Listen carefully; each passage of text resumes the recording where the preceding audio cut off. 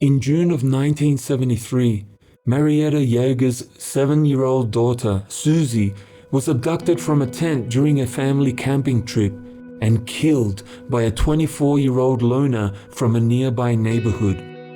The killer was not discovered until more than a year later, and then only after he made an hour-long phone call to taunt Marietta about the fate of her daughter. Marietta, a Catholic, had been taught to love her enemies, but she said her first reaction when she discovered her daughter had been taken was to want her daughter's killer dead. "I could have killed him with my bare hands," she confessed. But after days of prayer and serious argument with God, she said, "I realized that if I gave in to that desire for revenge, it would consume me. I would never be any good for anyone." That family tragedy changed her life.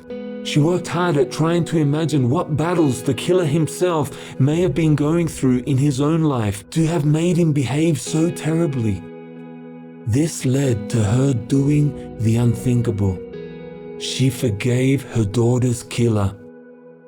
In fact, it was her efforts to show understanding to the killer during his sick phone call to torment her a year after the abduction that led to the killer breaking down in tears while still on the phone. This message of love became a lifetime pursuit for Marietta Yeager as she went on to become a founding member of an organization called Journey of Hope, From Violence to Healing. Journey of Hope is a collection of people who have been victims or have been relatives of victims of violent crimes. They actively campaign against use of the death penalty, hoping that a life sentence may have more hope of changing the offender. For more than 40 years, Marietta Yeager has evangelically told her story all over the US in company with other forgiving victims of violent crimes. Such willingness to forgive leaves most ordinary people stunned, and yet it is the ultimate testimony of Christian faith, wiping away all prejudices against various other beliefs they may have.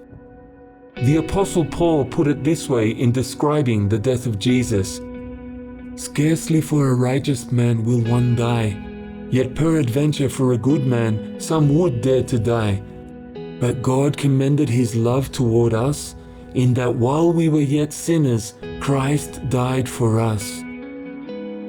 Christ instructed his followers to take up their crosses and follow him in this undying love, even for our enemies. In this video, I'll be looking at this ultimate teaching of Jesus, loving our enemies. It's hard to imagine anyone being able to put such a teaching into practice without some sincere desire to please God. Jesus said that his teaching about loving God with all our heart and loving our neighbor as much as we love ourselves is his greatest teaching, and that it encapsulates the best of everything that he and all other Bible writers had to say. We here on this channel have to keep reminding ourselves, with our own emphasis on forsaking all and living by faith, that the importance of these two teachings is only that they give us the time it takes to love others. Love itself is the most important commandment. In practice, we have found it virtually impossible to be doing something for the purpose of making money and be doing it for the purpose of showing love at the same time.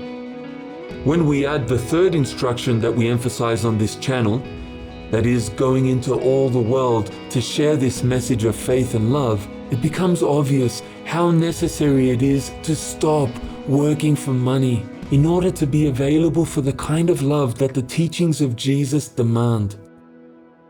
But when it comes to loving your enemy, often it is not at all necessary to quit your job in order to do it.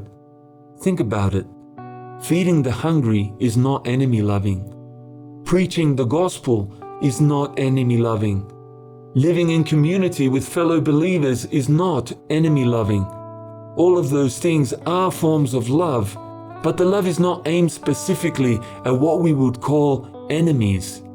we're loving other Christians, we're loving all the souls in the world, or we're loving the poor, but we're not specifically loving our enemies. I'll give another illustration of someone who loved his enemy. This man never quit his job in order to do it. On the 20th of November 1945, Wilhelm Handelmann, then 43 years old, was at home with his wife, children, his parents, his wife's parents, a visitor, a maid, and a farmhand when a gang of armed intruders broke into the house and robbed them. For some inexplicable reason, the gang's leader decided to kill all of them except Wilhelm before fleeing.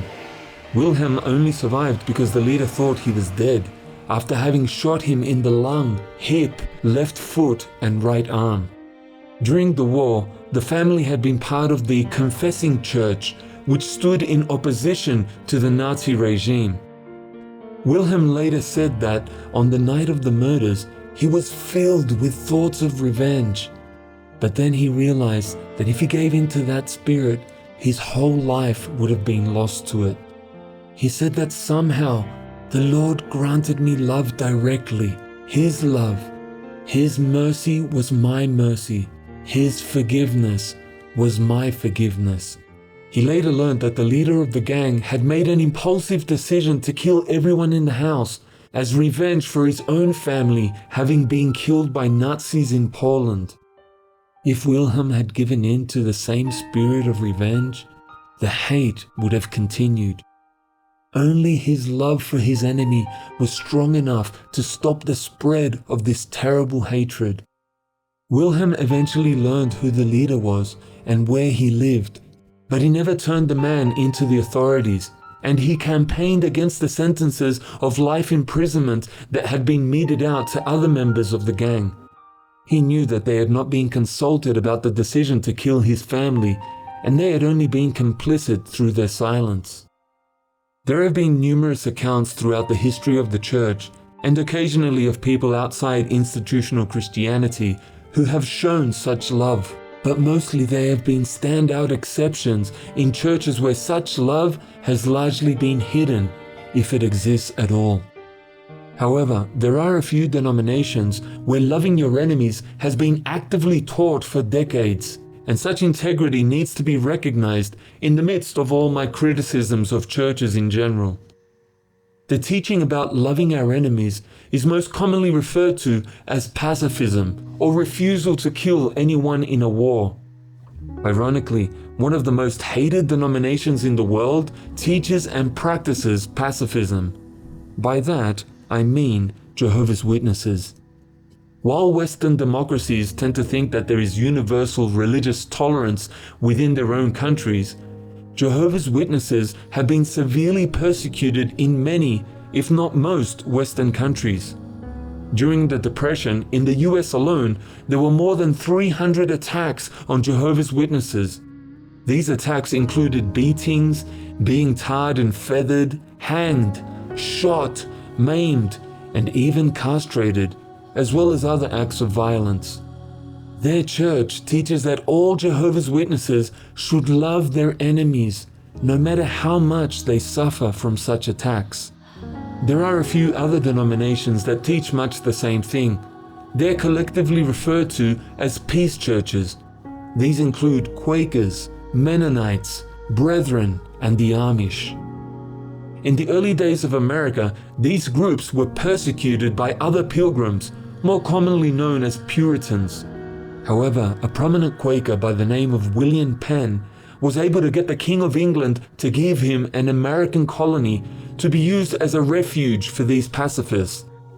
That state, Pennsylvania, was named after William Penn, and even today it is known as the Quaker State.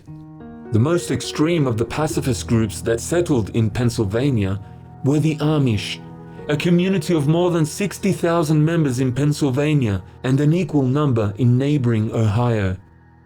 The Amish have rejected almost all modern technology while promoting a work ethic that would leave most of us too exhausted to move.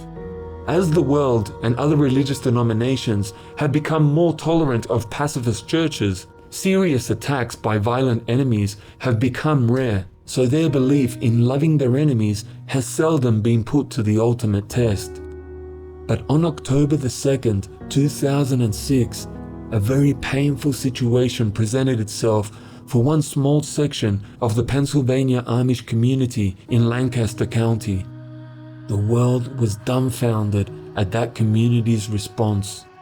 A milk tank driver by the name of Carl Roberts had lost a daughter, and he became insanely angry at God because of it.